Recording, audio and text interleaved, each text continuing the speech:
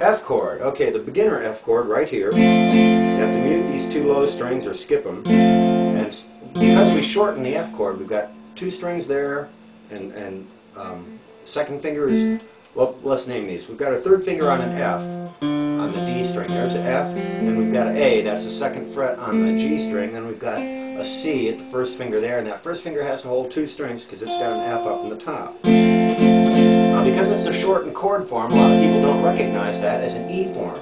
But if we were to play the C over here with our third finger and put that F there, you'd recognize now we have an F over C. If you scoot that down, that's an E chord just with different fingers. The F chord is really an E chord. You scoot it up one fret and then you bar it. Only instead of getting this whole bar, most beginners just play two strings there. Now to practice this chord, if you're learning that beginner chord, put down your third, your second, and then practice putting that first finger down. It's not going to sound like music. In the beginning it'll go slow. Get these two down and then find a comfortable place for that first finger. It's not going to go, people try to line it up straight like that. I can hardly do that.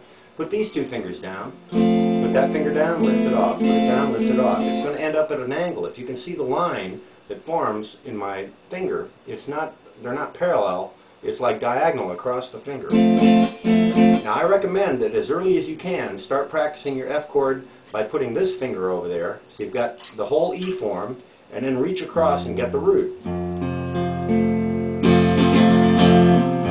you can put that F down there in the root, then you can start practicing until that finger is strong enough to get these two also. But in the beginning, even if all it gets is that root, and these other two are muted, you've got a fatter sounding F chord than if you have this little thin song when it's up the octave. There's four strings there, but they're the thin strings. There's four strings here, but they're fatter strings. And besides, you're going to learn to use this movable chord. Even before you can get the bar, you've got enough of the chord to make it move.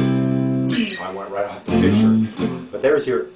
So one version of the F chord is the beginner one right here. The next one is you put the fourth finger there, you got a little bit fuller one, and then the next one is if you can reach your thumb around, get it like that, or reach across and get that. And even if you can't get the bar strong enough to get the B and the E strings at the top, even if those two are muted, you've still got an F chord.